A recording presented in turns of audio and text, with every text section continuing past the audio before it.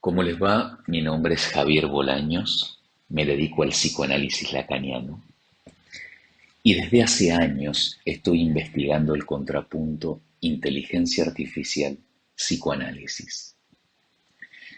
¿Por qué?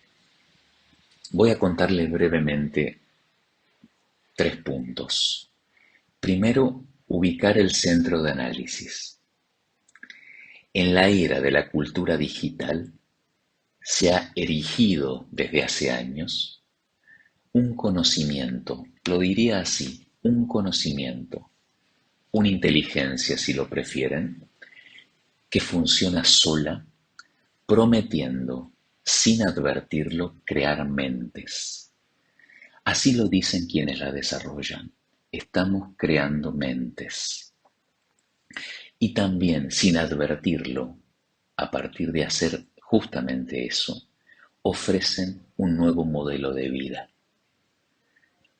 Yo me acerqué a este campo cuando comencé a advertir que también se ofrece un nuevo modelo de salud mental.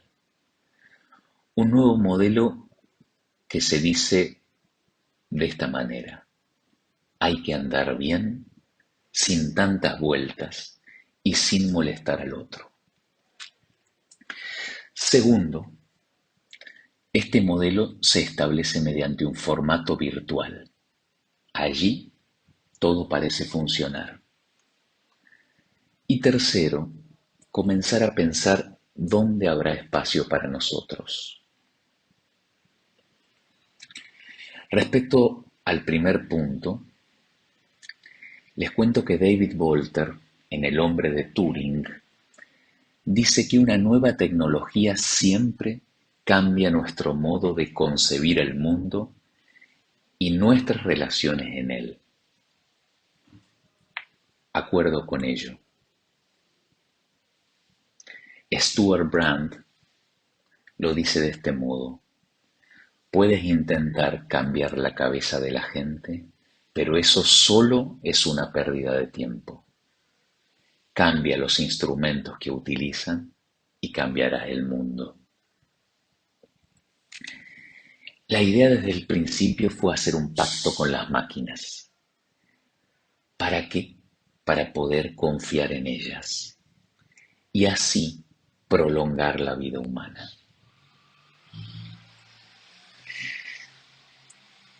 Hay acuerdo y se da por sentado que los altos niveles de confianza es exactamente lo que permite, incluso garantiza, al humano la adopción generalizada de la inteligencia artificial. Y nosotros parece también que vamos hacia esa dirección, hacia la búsqueda de una inteligencia superior. ¿Acaso desde el 1905, fuertemente desde el 1912, no medimos la inteligencia de los niños con el famoso coeficiente intelectual? Parece que nos interesa eso en demasía. Tercero, aún no nos ponemos de acuerdo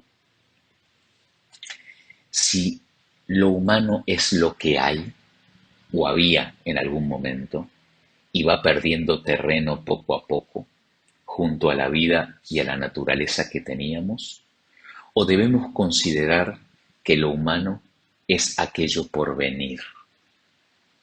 Seguramente ambas formas de concebirlo son correctas, pero concebirlas de una u otra manera requerirá actos distintos. Si por virtual entendemos aquello que continúa, que da imagen a lo real del humano, porque sin la capacidad de imaginar esto no sería posible, deberíamos buscar la articulación de esta nueva virtualidad con lo que podemos producir o crear de lo humano, tal como está siendo propuesto, o deberíamos luchar por conservar lo humano que está perdiéndose frente a ello. Para Jacques Lacan, era fundamental lo real. No porque lo imaginario no lo sea, pero quería subrayar, no nos olvidemos de lo real. Nunca para él la idea fue alcanzar el mejor imaginario posible, la mejor imagen posible, sino por el contrario, lo importante era captar su límite.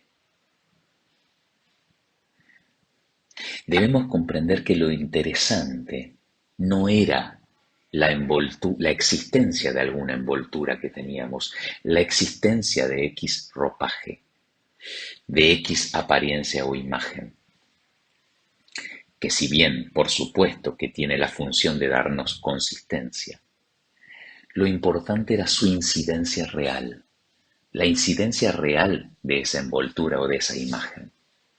Es decir, como lo recordaba Philippe Julien en Psicosis, Perversión, Neurosis, el punto no es cómo es una imagen, sino cuándo se presenta, cómo se presenta y para qué lo hace. La presentificación de la consistencia en cada ocasión. El para qué, justamente, es una pregunta por lo humano. Justamente vivimos la época del dato.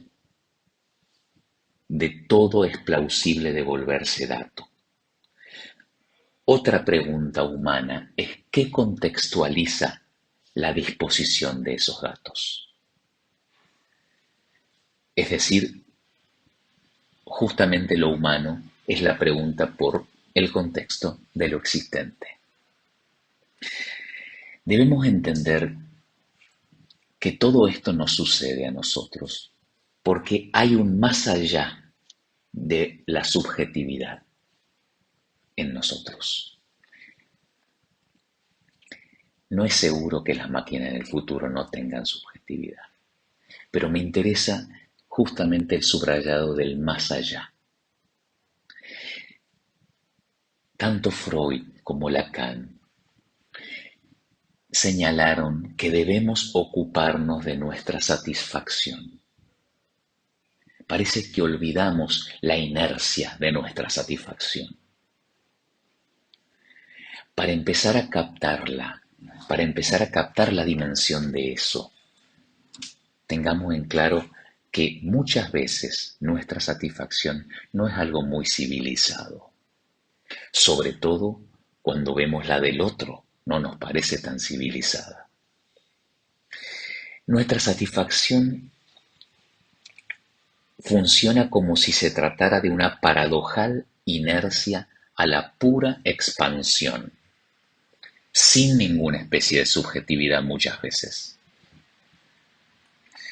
Al parecer nadie se ocupa de estas cosas, tal vez porque resulta inútil. Y sí, nuestra satisfacción es inútil a la hora de concebir un desarrollo productivo, pero nadie duda que para nosotros es absolutamente necesaria. ¿Para qué es necesaria? Es la gran pregunta. Y cuando la alcanzamos, ¿quién se beneficia? Porque no nos olvidemos que hay otros. Nuestra satisfacción y hay otros. Y la satisfacción del otro y estamos nosotros. Y entonces, con esto quiero ir finalizando. El psicoanálisis no tiene una propuesta de cómo se deben hacer las cosas.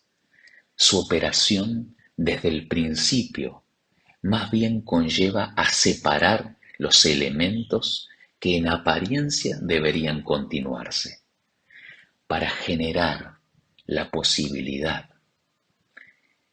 de dar un espacio para que alguna otra articulación sea posible. Es esencial tenerlo en claro. No necesariamente eso tuvo que ser articulado así. Hablo también de la articulación del humano con lo que busca. El psicoanálisis no busca que el humano esté mejor necesariamente. Busca crear espacios donde el humano pueda habitar, donde nosotros podamos habitar. pues a veces el empuje a estar mejor es otro mandato que nos encarcela. Espero haber resumido algo y haberles transmitido algo del asunto. Está los funcionamientos donde todo desarrollo y mejoría es posible, y están los funcionamientos del exceso, de la satisfacción, de la expansión, de lo inentendible del humano. De esta segunda parte no hay posibilidad de desarrollo y no hay nadie que se ocupe. Y quienes se ocupan tratan de eliminarlo porque está mal, al parecer, porque hoy lo que está bien es lo productivo. Bueno, el psicoanálisis no elige ese camino. El psicoanálisis, al entender que este segundo espacio incide sobre el primero y muchas veces genera la catástrofe que genera, es que se ocupa de ese segundo espacio. Por eso digo, el psicoanálisis es el otro de la época hoy, y eso creo que es el futuro.